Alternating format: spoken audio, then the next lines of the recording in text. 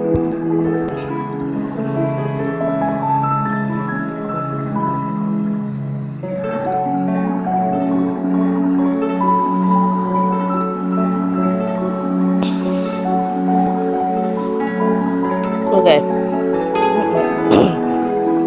Excuse me.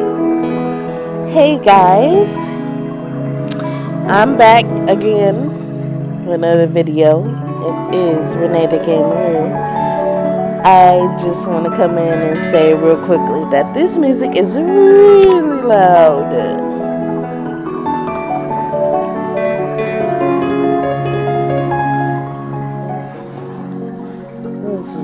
Just let the music go down just a little bit. I'm in my living room right now. I'm kind of like playing a movie for my daughter. It's about to end actually. So I have like 30 minutes before it ends. And you guys probably hear it. Hopefully I don't get copyrighted for it. Hopefully I can talk over it and it'll be fine. Okay, right now we are going to head back into the book of Ezra and complete the second path again. Okay, we were in...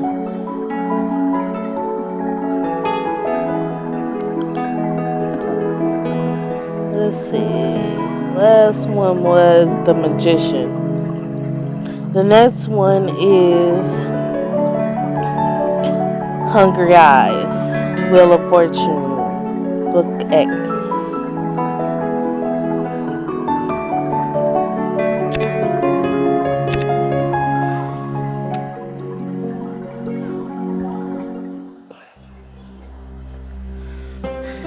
The first light of dawn blazes gold off the palace towers. When Ezra and I arrive at the garden wall,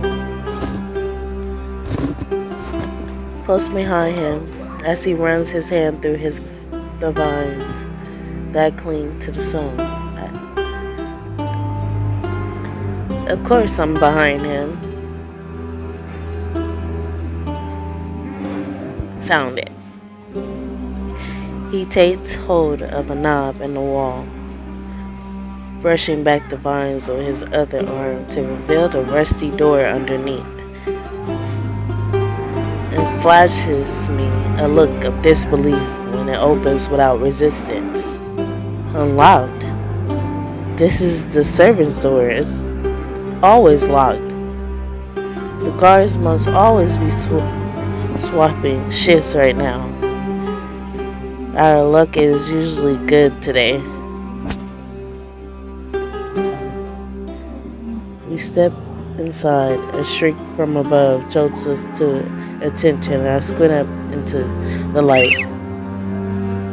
Perched on top of the wall is a opalescent owl. Its a circular face, a perfect reflection of the sun.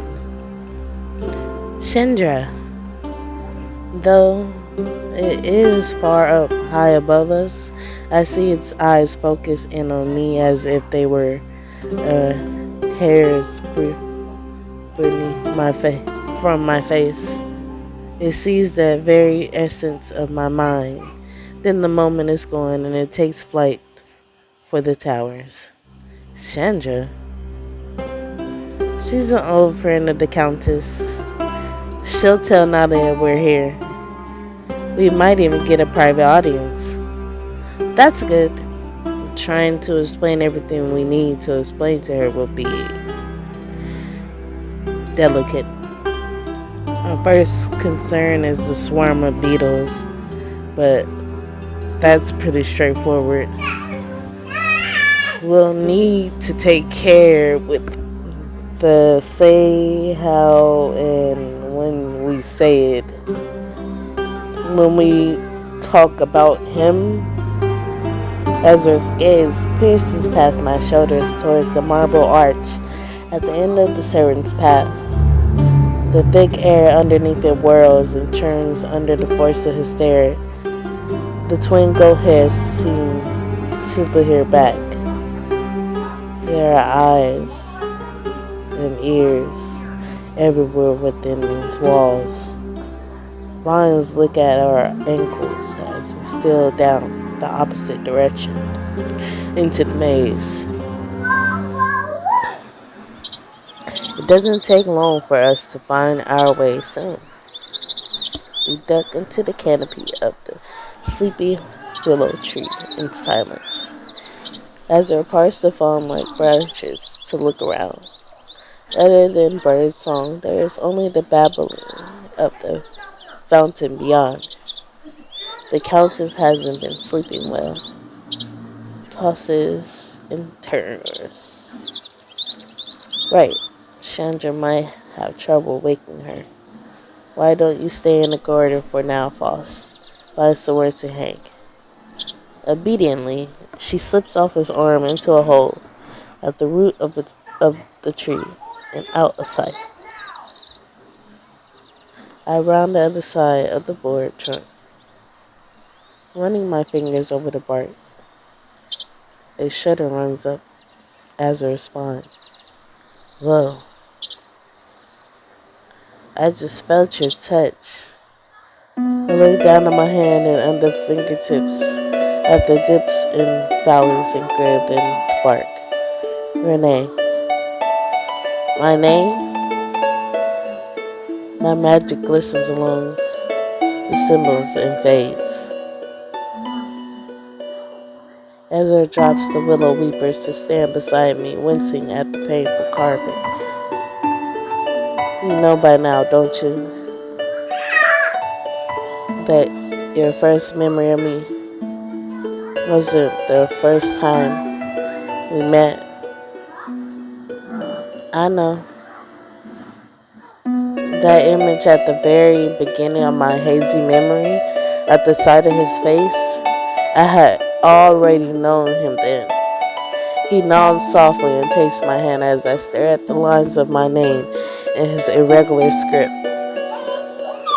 If you knew how carefully I tried to hide it all from you, thinking it would hurt you.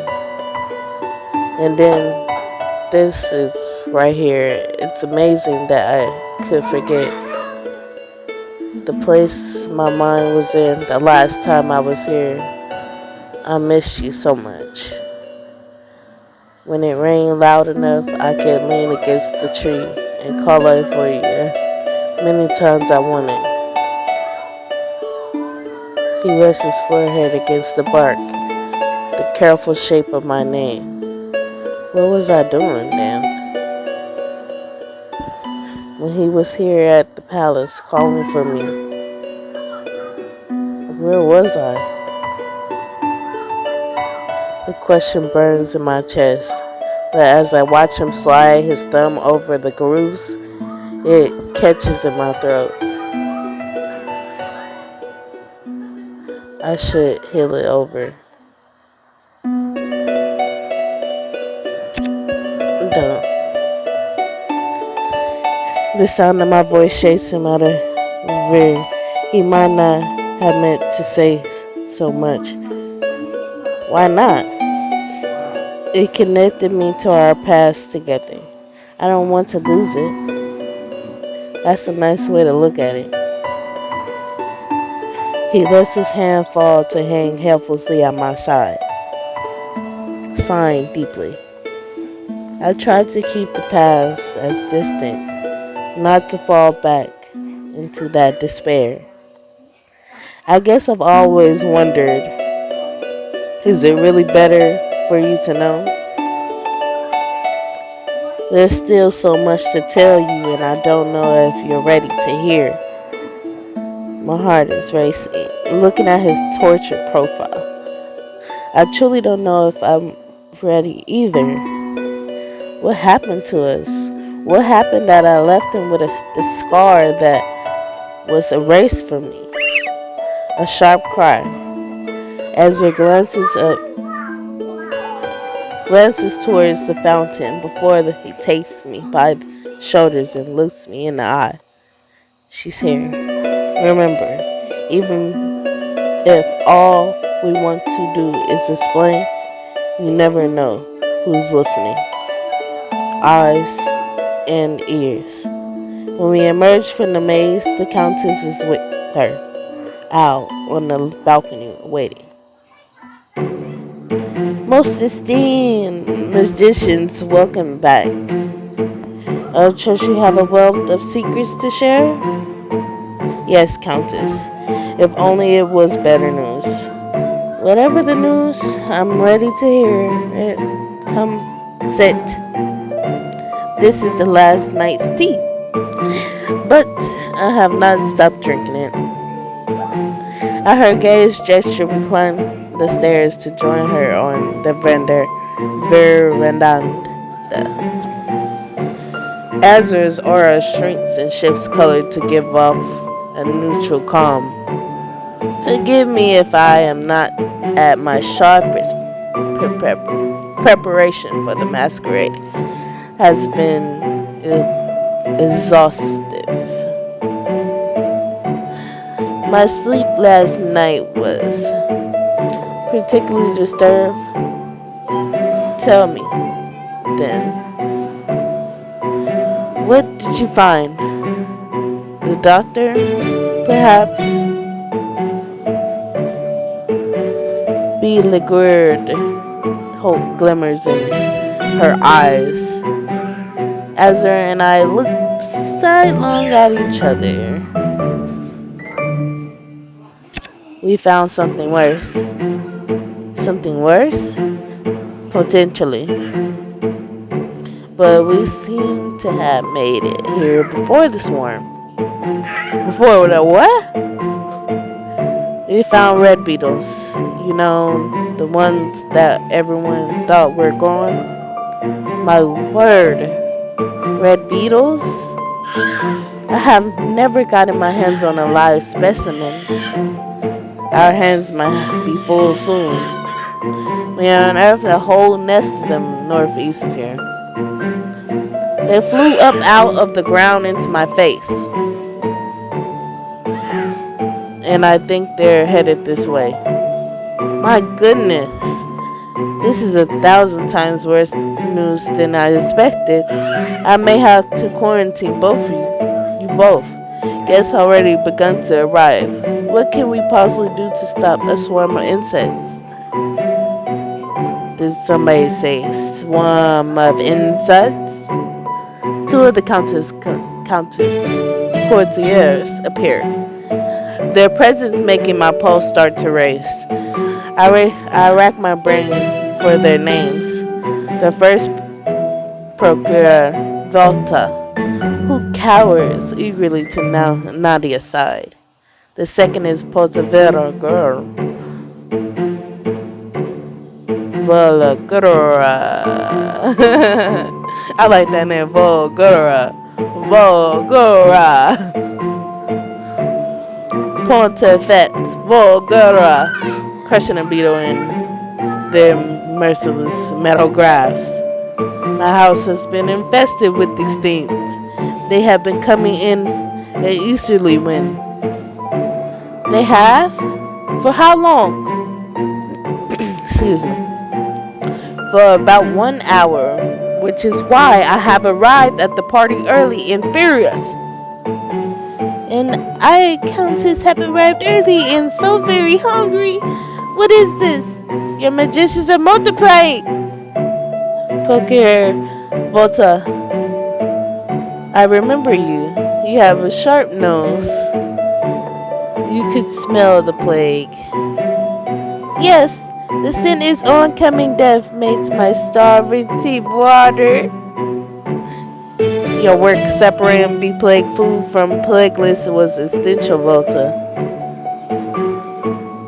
And Volga, your enthusiasm on the battlefield has also been valuable to this house. I wonder if you would like to unleash it upon those beetles. Now that you mention it, I don't even know why I'm here when I could be eradicating every single one of them. And I could be snacking, disposing of the remains. Splendid. Please do that. Keep me informed. My heartbeat stops climbing as the counters turn to depart. Then Asra calls out from my side. Volta, before you go, Smell Renee and I for the plague, please. She steps. Blinking her watery eyes, she creeps toward us and inclines her head. Asra offers his hand and her nose hovers thoroughly over his open palm. No peg. He sighs and turns to me, nodding in encouragement. I swallow, throat suddenly dry, and hold out my hand. Volta sniffs my palm, huffs and sniffs more deeply between my fingers and over my wrist. I nearly jump when she sneezes. Smells sweaty. Quite true. I must invite both of you to bathe at the earliest convenience. Thank you, Volta. Volga. Valgora.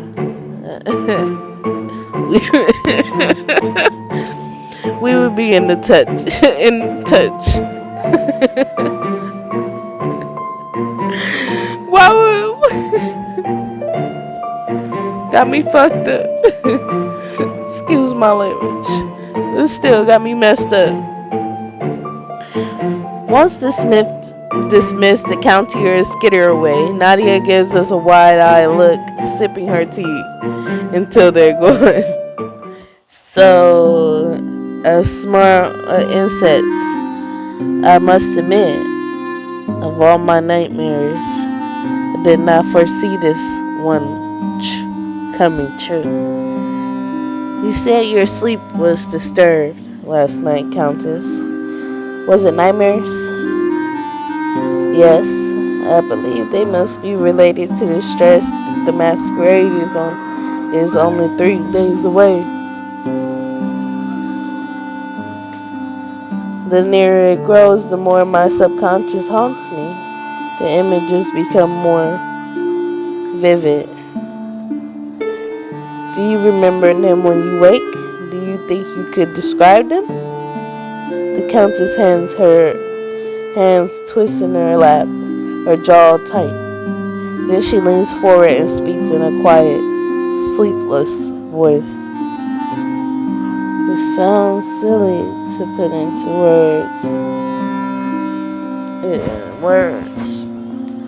The places are not always the same, but the creature,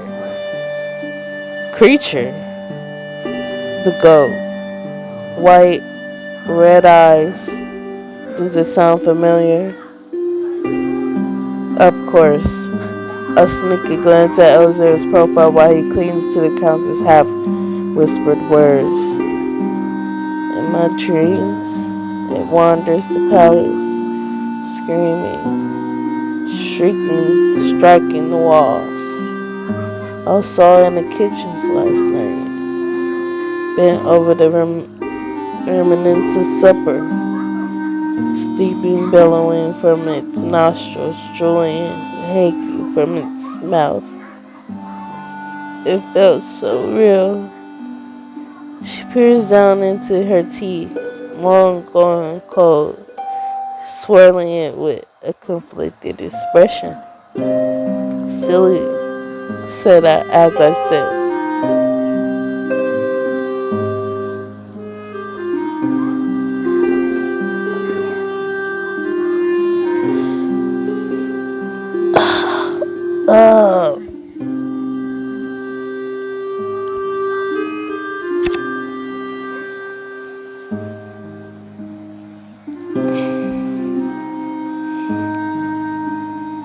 I couldn't even read it. I'm sorry, y'all. Like, it's conflicting me to read this.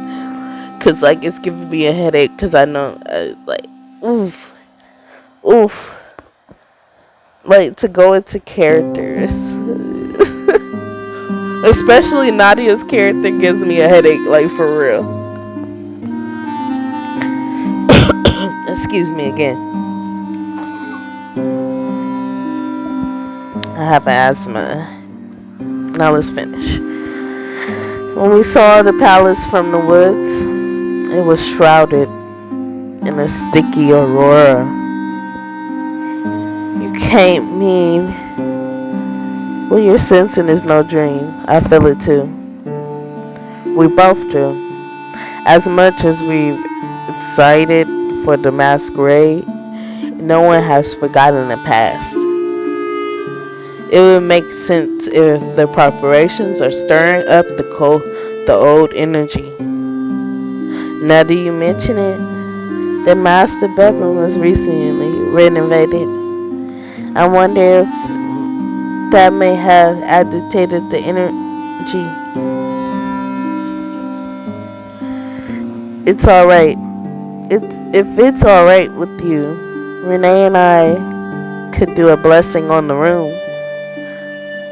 The whole wing, if need be. We brought back some very potent myrrh. There's a sneeze, a series of sneezes, coughing, dry retching from the bushes below. Vulgara. Quiet, fool. Bleh, oh, smells terrible. Volta! Vulgara! Did you get yourself turned around into the maze? No. Yes? Hissing. Vulgara hauls Volta up the stairs, not breaking stride, bark at the passing servant. You! I'll be back for the masquerade. Ready my chambers. Whoa. Okay, fine. But I'm not happy about it. Ah, my lady. You're up so early. And the magicians are back. Good morning, Porta. We have much to prepare. Countess, wait. She stops and turns, watching Asra curiously as he slides up to her. Yes, Asra, there are a couple of arrangements we'll want to make for the blessing. He whispers something fairly long in Nadia's ear. Her eyes widen and she gives him a odd look. Interesting. I suppose that can be done. Curious, I tried to catch Ezra's eye. He gives me a subtle smile as we lead inside. Ah, Porta. Would you draw a bath for our guests? Mine is the finest in the house. You are welcome to use it. Both of you. Wow, the Countess' private pool? What an honor. My muscles groan as the prospect of sinking into hot water. Azure groans too. Sounds perfect to me. What do you want to do, Renee?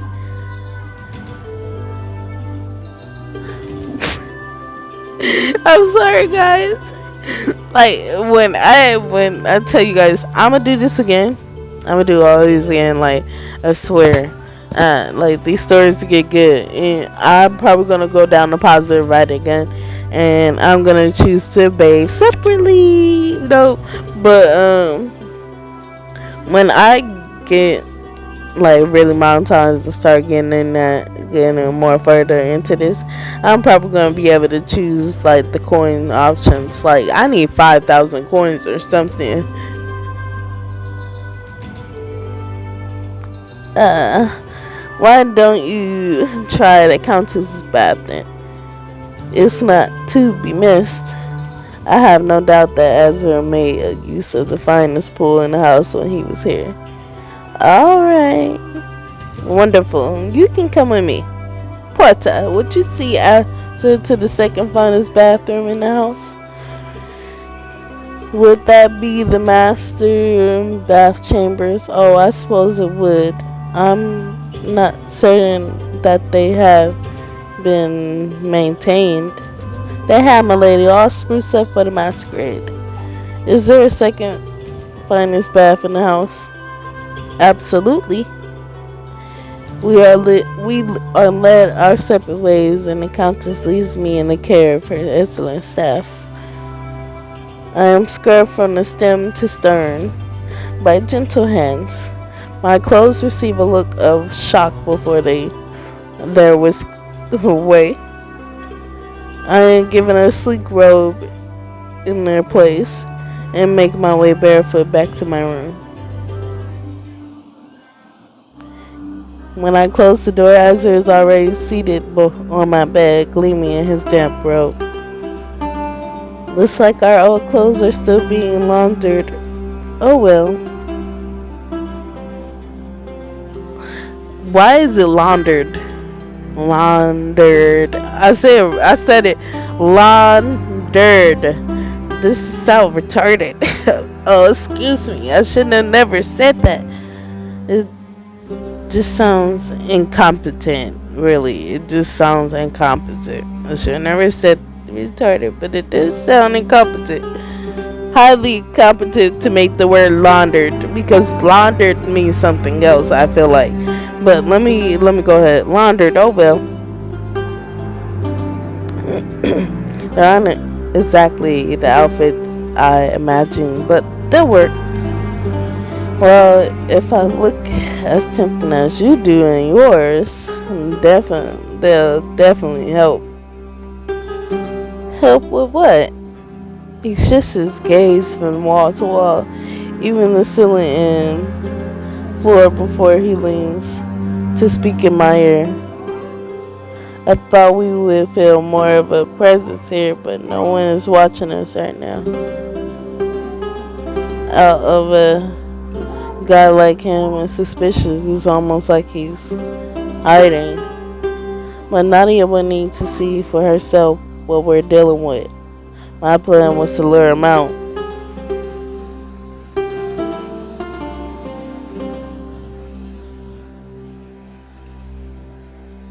She's been generous enough to make arrangements that will be the hook. But we'll still need to bait him. Leave that to me. 2 brisk knocks are our only warning, and Asra leans out of my space before Porta lets herself in. Her eyes move between us, flashing with interest. Hey there, you two.